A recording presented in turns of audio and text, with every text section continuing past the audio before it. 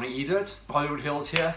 Thought I'd come back in the studio for a while. It's been a long time since I've actually done a studio shoot for you guys. Normally out there just chilling out there in the breeze. Nice to come back in the studio for a bit of a controlled environment. That and the fact that when I went out for my training run this morning it was freezing bloody cold. It's January, not August. What's with these winds? Anyway, it's actually been a good situation for us for the racing side of things, because 2 weeks ago down at Farm Jam at Middelburg, they had real good cool weather, not too bad on the dust side as well. That got things rolling nicely. And then this weekend, Gary's first round of the EWXCs, just over in Heart of Beersport, so around about 40 minutes from my place in Randburg. They had good overnight rain as well. That definitely helped out the situation at Serendipity. Always going to be a bit sketchy because it's very, very tricky even in the dry. So the fact that they were able to get a course running, maybe with a little bit of overnight rain, some morning dew, it obviously didn't slow things down. Nice to see the Enduro guys get to dust themselves off as well to open up their racing account. The king of EWXCs, Dwayne Clenhams, no big surprise. He broke out the brand new KTM fuel injection and took it to his first victory. So he's dead chuffed with that. You know, he inked his deal to stay on the Brother Leader Trade Factory KTM squad, and it's money well spent with Dwayne. He's always going to bring the bacon at a lot of these events. So it's whether it's in EWXC, he's definitely one of the key players in the low-fault Enduro, and this year he definitely wants to get that #1 plate on National Enduro as well. So we'll keep an eye on him.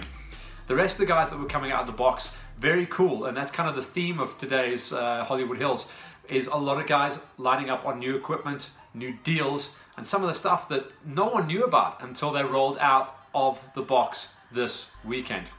Some of the guys we're talking about are the guys that have moved up from the 85cc's into the 125s. Namely, the guy that pretty much won almost everything. I think it was only Matty Wilson that walked away with a couple of wins ahead of Heinrich Aust in a couple of the off-roads. But on the Enduro side, Heinrich Aust was the man. He made the step up to 125s, flirted with the bike probably about 3/4 of the way through last year. He's been looked after by Rad, he's been looked after by Taki Bodjadges, he's been mentored the whole way through the process. It's the first time he went out and rock and rolled it on the 125. So well done, Heinrich. Looks like he's got that growth spurt going, so you always worry about the kids when they move up from the 85s to the 125s, whether they're going to be big enough, whether they're going to be handling it. And there's a new kid on the block for the 125. So Heinrich Aust getting picked up by Scott, so he's head to toe in Scott as well. Still keeps his deal with Rad Motos. That left the gap open in the 85s. Matty Wilson, like I said, he ran a lot of second places to Heinrich Aust in the Enduro side of things, but he could definitely beat him on the off-roads. This time he's the man to beat in the Enduros. So Matty Wilson signing this time now with Whole Shot Husqvarna. Yeah, he was rocking an orange bike this weekend, but when you see him on the off-roads, he's going to be rocking a white machine on the Husqvarna. And that's a huge story, because we're going to be catching up with Gareth de Rapper, the guys over at Whole Shot. They're a brand new Husqvarna dealer going forward into 2018, and with that they put together a big squad. The other guys that we saw rolling out new equipment, and not necessarily there to win the race, very much more focused on the national off-roads and the GXCCs, but you had people lining up with brand new Husqvarnas, not even the stickers on the bikes yet, so there's a lot of things that obviously still haven't been lined up just yet. But JC Nienaber rolling out on a new machine right at the end of last year. If you remember, at the Atlas Copco Final National, he's always been on a 350 for like the last 2-3 years, and on a KTM at that.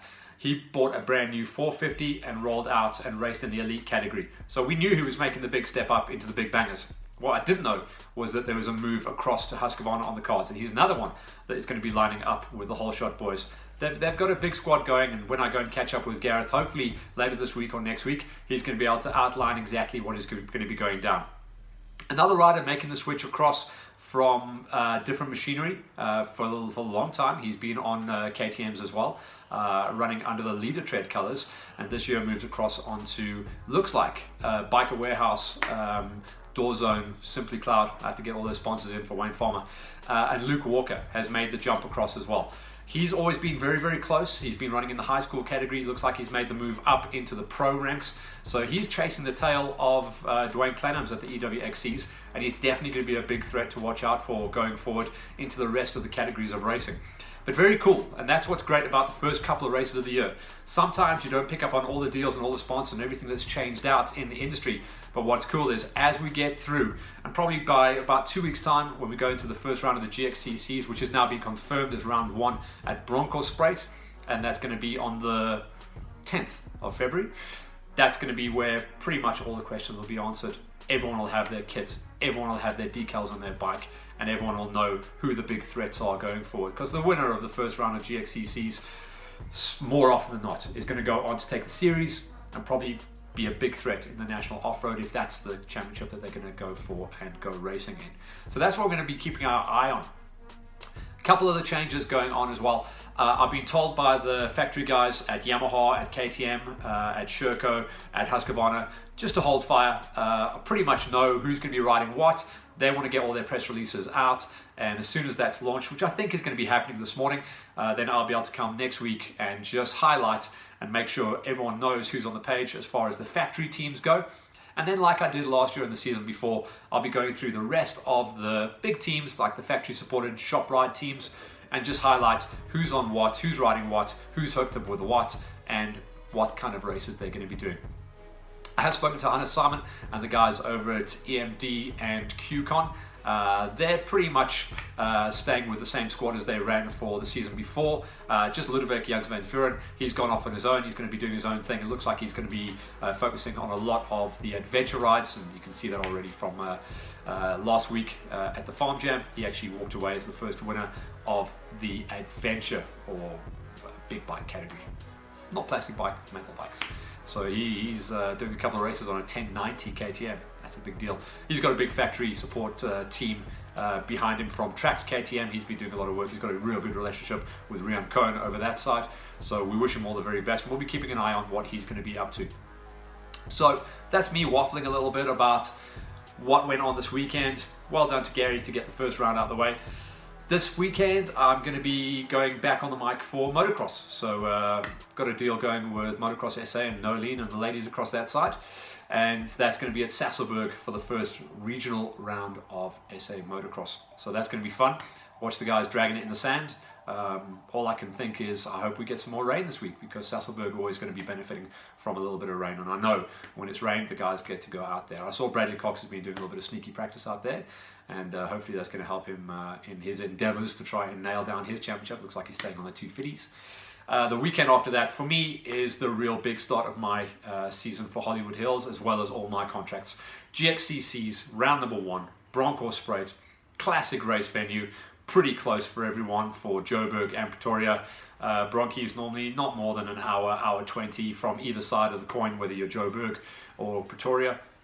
And hopefully we'll get to see a lot of the guys roll out. Historically, the first round of GXCCs, you'll see the guys who haven't raced off-road for a very long time. That's the national guys.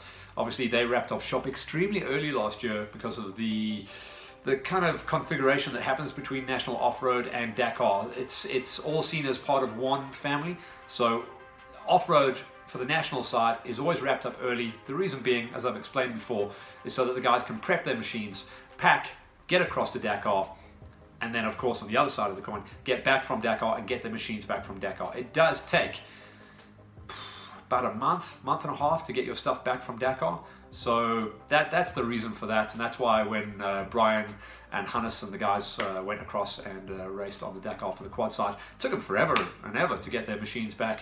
And they missed maybe the first couple of races of the year because you've got to do so much prep on your machines once you get it back out of the crate. Anyway, that's a small explanation as to go forward. I know there's a couple of farm races happening here, there, and everywhere, and the guys will be filling in the cracks. I know this weekend they had the first round of the Africa off-roads, and that was hot at Beersfontein. Hopefully they had a good lineup of bikes and quads and cars and buggies and everything happening out there as well. But, you know, we said last week with Farm Jam, it's the official start. Well, it's really the official start of the year now. As soon as we roll across into February, we are good to go. So what we're going to be looking forward to next week is I'll bring you back a little high five, tell you what happened at motocross, but really what we're going to be doing is introducing all the stars that have signed on with new squads, and I'm hoping that we can really go and check out the new kids on the block, which is Whole Shot Cycles and Husqvarna, and talk to Gareth the Rapper, a good buddy of mine from back in the day of motard and scooter racing, and talk about what's happening with him. Sounds like he's running 2 squads, and that should give him quite a lot of room to move around in as far as the categories go. For now, we'll sign off, and we'll catch you guys a little bit later on. Cheers. On the international side of the coin, our satellite riders are running the numbers overseas.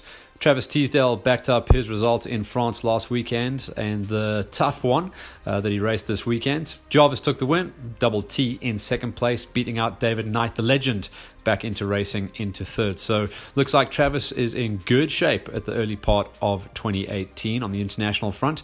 And Kyle Flanagan, our Yamaha rider, he's running the numbers as well. He runs number 2 spot at the moment in the Junior World Endurocross Championship. He heads back across the pond this weekend with 2 rounds remaining, trying to get a number 1 plate, just like Blake Goodsight did last year. We'll keep an eye and see how those guys keep running. Our partners across up in Centurion, EMD, have still got their specials running for the early part of the season. 20% off all their 2018 stock of aero helmets, and their in-stock boots also a massive 20% off. So go and check out the guys up at EMD. They are stocked up. Polysport, one of our new sponsors coming on board for the 2018 season. I see they've got a couple of specials running. Wayne Farmer over at Bikers Warehouse Prusi, they have stocked up to the gills there, so go and check those guys out. They're rolling with a whole pile of stock, and the new stock of 2018 plastics has all landed here at Polysport South Africa.